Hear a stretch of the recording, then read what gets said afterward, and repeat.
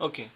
तो कुछ इंपॉर्टेंट बातें हैं, ठीक है, रेशनल इरेशनल, तो नंबर्स को लेके कुछ इंपॉर्टेंट बातें हैं, जरा उस पर बात कर लेते हैं, ठीक है।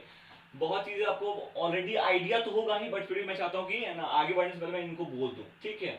हम सब लोग को मालूम है कि नंबर्स बहुत तरह के होते हैं, नेचुरल होते हैं, इंटीजर होते हैं, होल होते हैं, फ्रैक्शंस हैं, रेशनल्स हैं। रेशनल्स को क्यू से दिखाते हैं, इरेशनल को बहुत सारे बुक में टी से दिखाया गया है, कहीं डब्ल्यू से दिखाया गया, मैंने सीधे आई आर लिख दिया, इरेशनल के लिए आई आर लिख दिया है, ठीक है।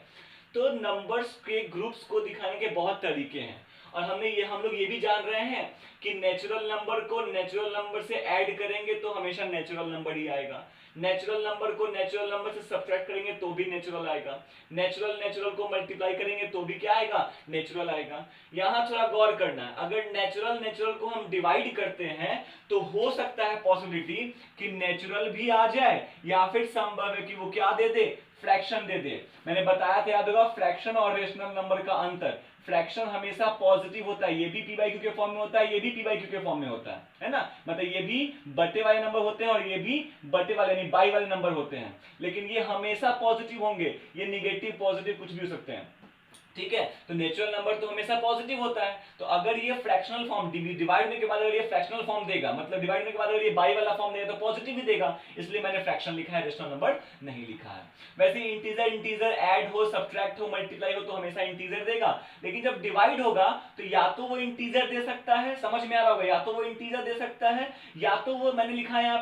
यहाँ पे मैंने लिखा क्यू, क्यू लिखो, है ना, रेशनल, या तो वो क्या दे देगा, रेशनल नंबर दे देगा, क्योंकि आपको समझ में आ रहा है इंटीजर नेगेटिव पॉजिटिव हो सकता है, इंटीजर नेगेटिव होता है, इंटीजर पॉजिटिव होता है, इसलिए हम यहाँ पे फ्रैक्शनल लिख के यहाँ पे हमने रेशनल नंबर लिखा, ठीक है। या फिर कभी कभी नॉट डिफाइंड भी हो जाएगा, नॉट डिफाइंड कब, याद होगा ना, मैंने बताया था कि किसी भी नंबर को जीरो से डिवाइड करना, है ना, पॉसिबल नहीं है, मतलब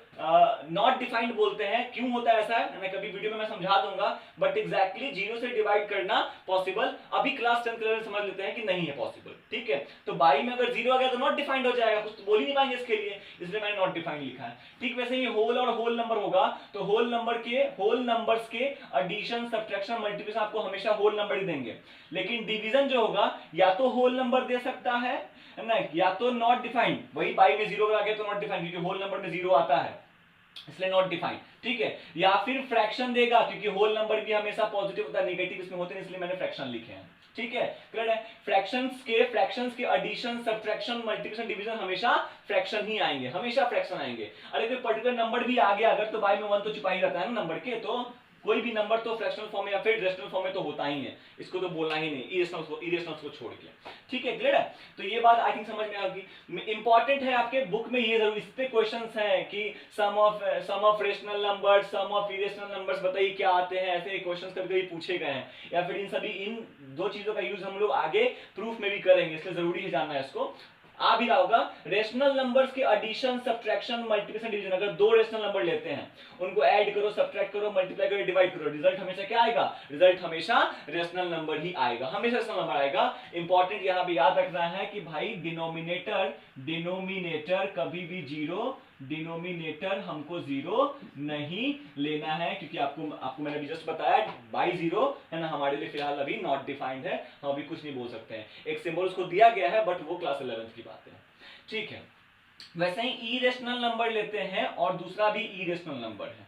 इरेशनल और इरेशनल लेते हैं, तो इरेशनल और इरेशनल का एडिशन सब्ट्रैक्शन मल्टीप्लिकेशन डिवीजन, ठीक है, ये इन दोनों में से कोई भी फॉर्म गेन कर सकता है, मतलब ऐड सब्ट्रैक्ट मल्टीप्लाई डिवाइड होके या तो वो रेशनल नंबर बन सकता है, या तो वो रेशनल नंबर बन सकता है, या तो वो इरेशनल ही रह जाएगा, ठीक है, इरेशनल ही रह जाएगा। आप कोई भी एग्जांपल पिक कर सकते हो, बहुत सारे एग्जांपल्स के बनाए दिया सकते हैं, ठीक है। ऐसे जब हम लोग आगे क्वेश्चन सब बनाएंगे तो समझ में आएगा भी, और अभी मेरे ख्याल समझ में आ रहा होगा, ठीक है, कि जोड़ने घटने पे, अरे बहुत सिंपल है, जैसे मान लो एक इरेशनल को जोड़ेगा हमेशा इरेशनल आएगा, जैसे देखो √2 और √3 को ऐड करेंगे तो हमेशा इरेशनल आएगा, ठीक है, बहुत अच्छा। लेकिन 2 - √3 और 2 + √3 ये एक इरेशनल और एक इरेशनल, जब इन दोनों को जोड़ेंगे तो √3 कैंसिल हो जाएगा और 2 और 2 4 इरेशनल बन गया, तो ऐसे बहुत सारे एग्जांपल बन सकते हैं, ठीक है, जिसमें दो इरेशनल्स को जोड़ने पे रिजल्ट कभी रेशनल या कभी इरेशनल, वैसे गुना भाग जोड़ घटाव सब करने पे, ठीक है। एक चीज और मैं यहाँ पे लिख दूं लास्ट में, ठीक है, कि क्या हो कि अगर हम एक रेशनल नंबर ले ले और दूसरा इरेशनल नंबर ले ले, एक रेशनल दूसरा इरेशनल, रेशनल इरेशनल, रेशनल और इरेशनल, और तब इनको ऐड करे, सब्ट्रैक्ट करे, मल्टीप्लाई करे या फिर डिवाइड करे। तो एकदम गांठ बांध लेना है कि रेशनल और इरेशनल, रेशनल और इरेशनल का एडिशन, सब्ट्रैक्शन, मल्टीप्लिकेशन, डिवीजन हमेशा इरेशनल ही आएगा, हमेशा इरेशनल। ठीक है, रेशनल इरेशनल हमेशा, रेशनल रेशनल हमेशा इरेशनल देगा, rational rational rational, fraction fraction fraction, irrational irrational कभी रेशनल कभी इरेशनल हो जाएगा।